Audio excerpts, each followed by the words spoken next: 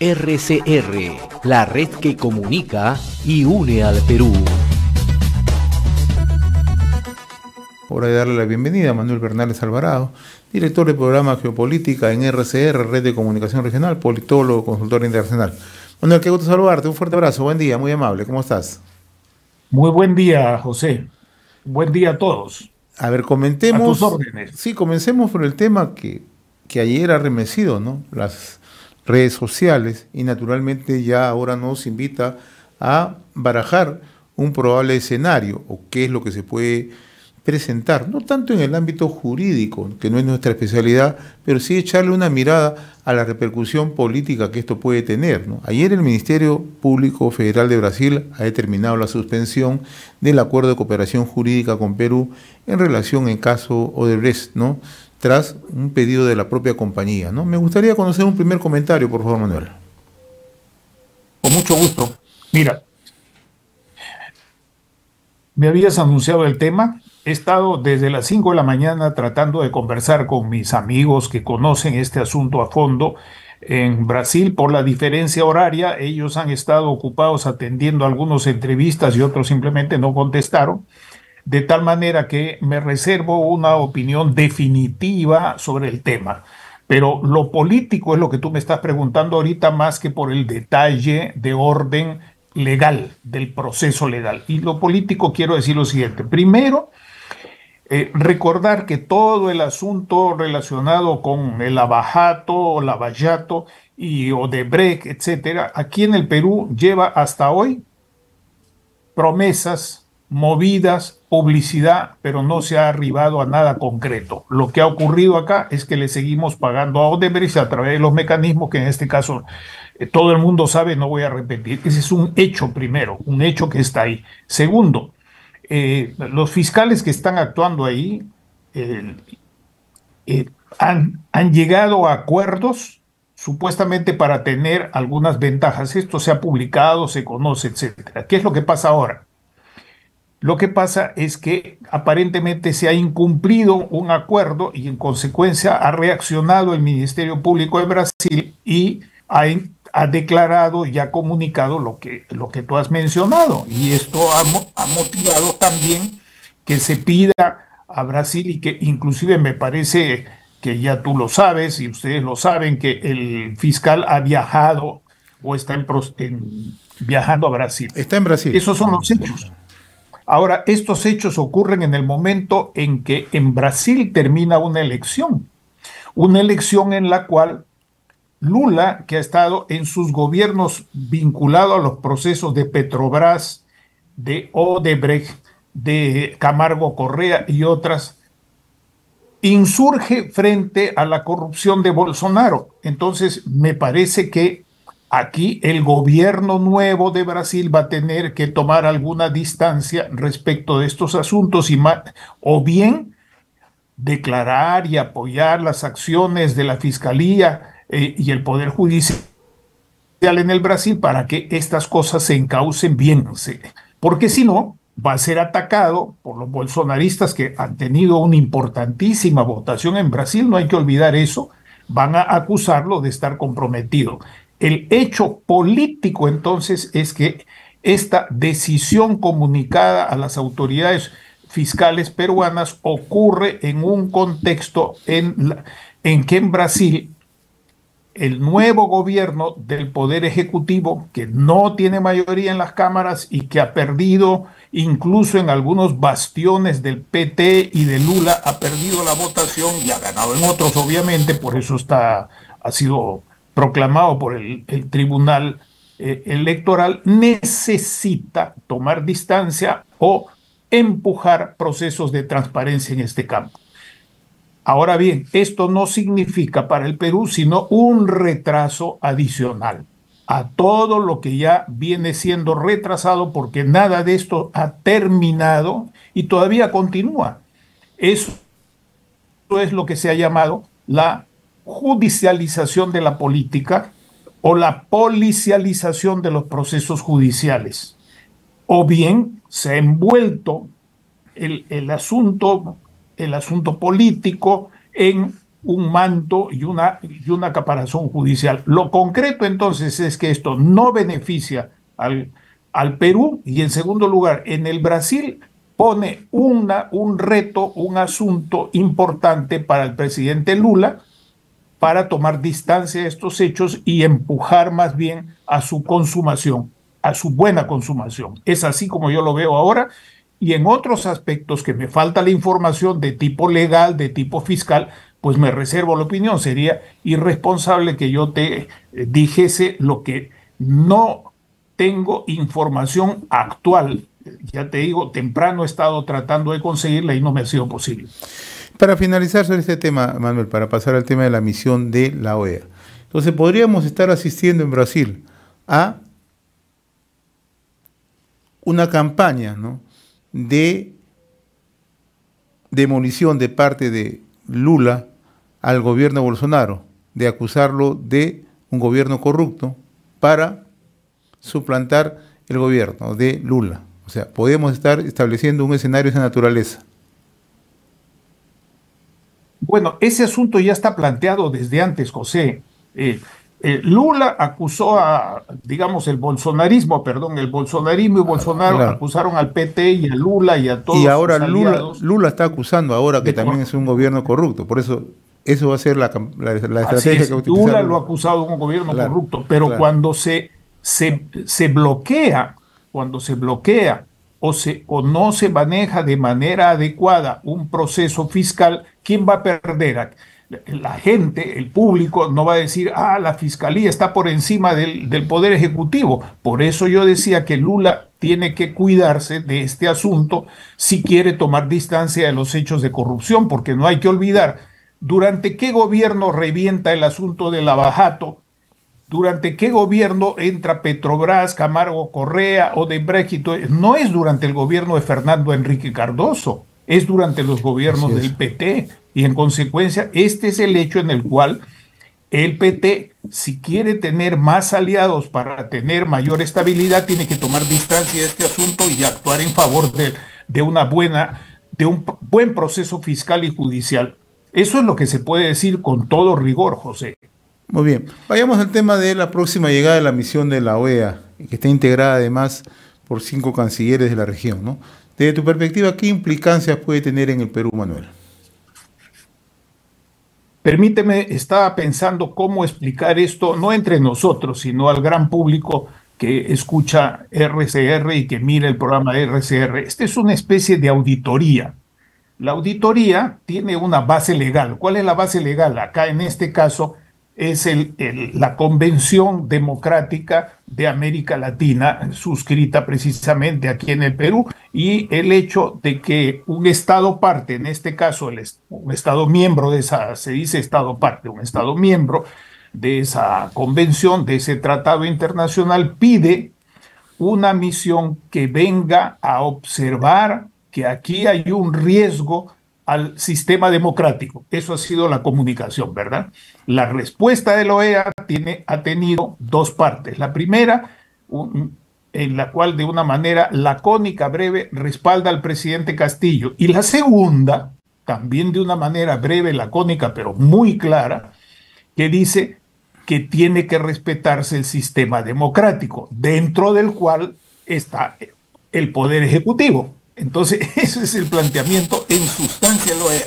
Ahora bien, teniendo en cuenta entonces el marco de esta convención, los que vienen acá tienen que actuar con un criterio de auditoría.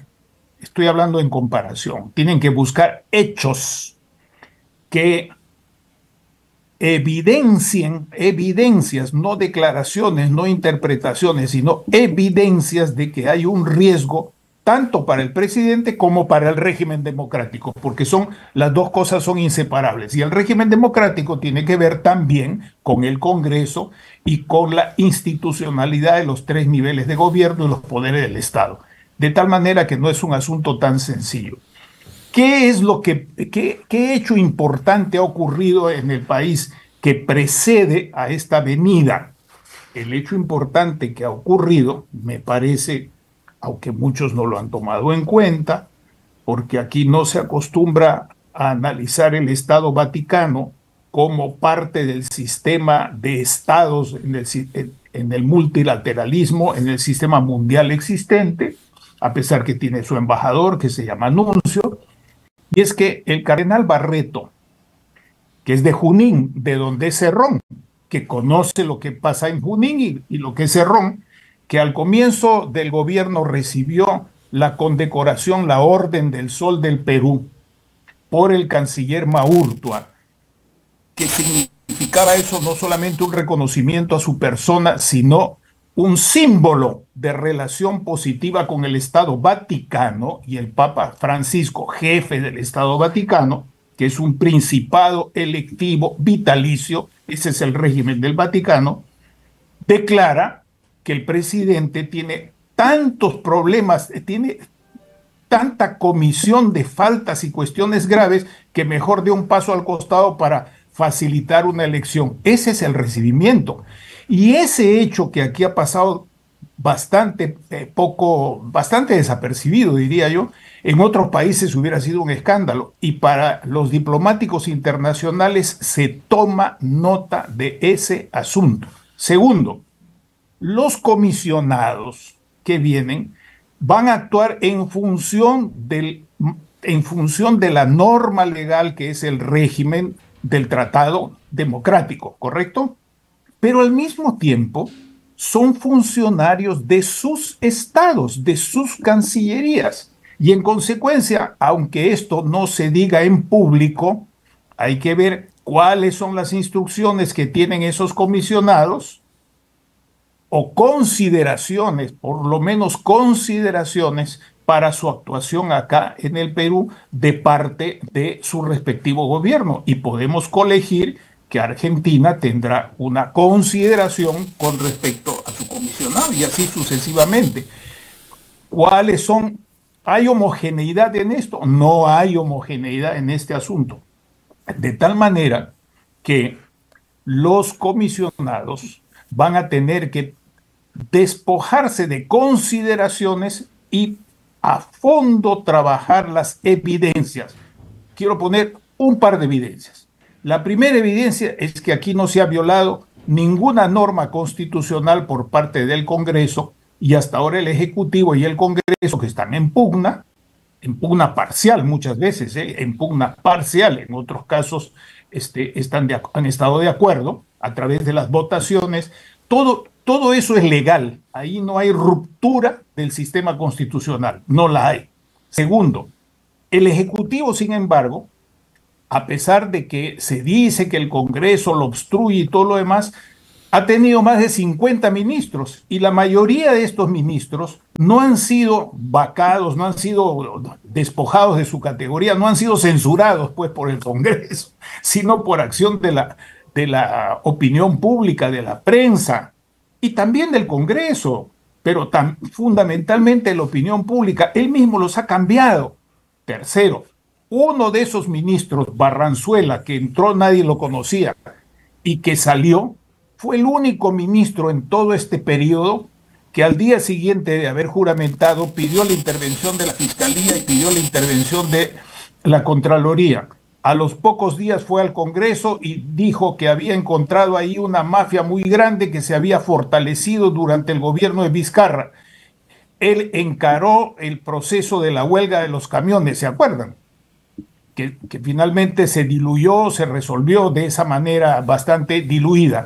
Pero este ministro nunca pudo nombrar viceministros. Al viceministro que nombró luego tuvo que renunciar, cuando ya no estaba el ministro, tuvo que renunciar por una sentencia judicial, el de transportes, y el de comunicaciones nunca lo pudo nombrar, y otros altos funcionarios tampoco, y luego se fue sin saber, sin que existiera ninguna información pública, de una manera parecida a como entró. Mientras tanto, la gran mayoría de los ministros tienen, como se dice corrientemente, chicharrones u objeciones. Unos porque no dan la talla, no tienen el perfil, y otros por un pésimo manejo. No obstante, provenir de algunos grupos de interés que los han ensalzado, han dicho que son unos tromes, que son una maravilla, pero que no han dado la talla, no han resuelto los problemas que tenemos, ni en materia de salud, que sigue controlado todo el sector salud por el cerrodismo, ni en materia de agricultura, donde también tiene su gente, y hasta ahora tenemos el problema de la compra de los fertilizantes y de otras cosas más. En síntesis, estas son evidencias, yo me he permitido detallar un poquito, estas son evidencias que tienen que recoger en un trabajo de observación, de investigación al estilo de auditoría. Yo he seguido estos procesos de cerca, en el caso de Nicaragua, en el caso de Honduras, he sido inclusive funcionario, consultor contratado para la Comisión de la Verdad en el caso de Honduras, y sé cómo se hacen estas cosas, de manera tal que ellos tienen un marco de referencia jurídico, tienen una metodología que emplear, tienen evidencias que encontrar, y así como en una auditoría se encuentran evidencias y se encuentran hallazgos que pueden subsanarse o que pueden no subsanarse, aquí no van a encontrar otra cosa que un proceso que nos guste o no nos guste, y a muchos les disgusta, está dentro del marco constitucional hasta hoy. Y en segundo lugar, evidencias de que el presidente ha hecho todo lo posible para ganarse el rechazo de una gran parte de la ciudadanía y para el hecho de haber cambiado funcionarios sin que sean censurados por el Congreso, salvo pocas excepciones. La gran mayoría no ha sido así. Entonces, esos son las evidencias y son los hechos que tienen que ser valorados. Y como digo, el aterrizaje de ellos está precedido de las declaraciones del cardenal Barreto, que prácticamente vendrían a ser una especie de mea culpa, eso dicen algunos, yo no voy a calificar eso, con respecto a sus iniciales declaraciones y acercamientos al gobierno de Pedro Castillo. Esos son los hechos importantes y dificulto que todos los comisionados que vienen tengan en cuenta no tanto las evidencias, sino las consideraciones de sus gobiernos. Dificulto. Y obviamente los embajadores del Perú en todos estos países, no solamente el embajador en la OEA, Forsyth, sino los embajadores en otros países, estarán haciendo lo que la Cancillería, que es la que ha estado detrás, no solamente ha estado detrás, sino adelante de este asunto, les ha instruido para que tengan en su trabajo acciones que reditúen en favor del apoyo a la presidencia y a la Cancillería. Por ejemplo, el embajador del Perú en Washington ha declarado públicamente varias veces, yo he estado con él el domingo pasado en un Zoom de cerca de 2 horas, hemos participado otro más, que para él hay un acercamiento entre la política de Biden y del Partido Demócrata y la política de Castillo, porque se reconoce la pobreza y el cambio climático. Esa es su interpretación. Pero hay otros embajadores que no conocemos sus puntos de vista, pero con seguridad, tal como funciona el sistema del Poder Ejecutivo en el Perú, ante un hecho de esta naturaleza, cualquier cancillería, y por lo tanto esta cancillería también, este canciller también da instrucciones a sus embajadores para que hagan su lobby, hagan su gestión en favor del punto de vista del Ejecutivo, y por lo tanto que los países en sus consideraciones tengan influencia sobre los comisionados. De manera... la verdad, el fondo del asunto es que los comisionados tienen que ver evidencias y basarse en la norma legal. Manuel, de manera puntual, ¿es una evidencia o no es una evidencia las investigaciones que está llevando adelante el Ministerio Público? Es una evidencia, por supuesto, a eso me refiero, no solamente a los hechos políticos en los cuales el gobierno, el Ejecutivo dice que se obstruye la acción del Ejecutivo, no se le deja trabajar. La evidencia en relación a esa afirmación es que la gran mayoría de sus ministros e importantes autoridades, incluido de Petroperú y Perupetro, por ejemplo, no han tenido, no han salido porque el Congreso los haya votado, los haya echado legalmente, no ha salido por eso, sino por su ineficiencia, su irresponsabilidad y por la presión de la opinión pública. Esas son evidencias, eso tiene relación directa con lo que me estás preguntando. Y no solamente lo que hace la Fiscalía, no solo eso, sino estos otros hechos, algunos recogidos por la Fiscalía y otros no, pero son hechos públicos. Es como decir, hoy día no es de noche, sino que es de día. ¿Me comprende? Muy bien, entonces vamos a estar a la espera, Manuel, de la próxima llegada de la misión de la Organización de Estados Americanos. Como siempre, un gusto conversar contigo, Manuel. Que tengas buen día, muy amable. Un gusto de saludarte, José. Gracias, Manuel. Gracias. Ya, gracias. Conversamos con Manuel Bernales Alvarado, ¿no? Conductor, director de el programa Geopolítica en RCR, ¿no? Politólogo y consultor internacional. RCR, la red que comunica y une al Perú.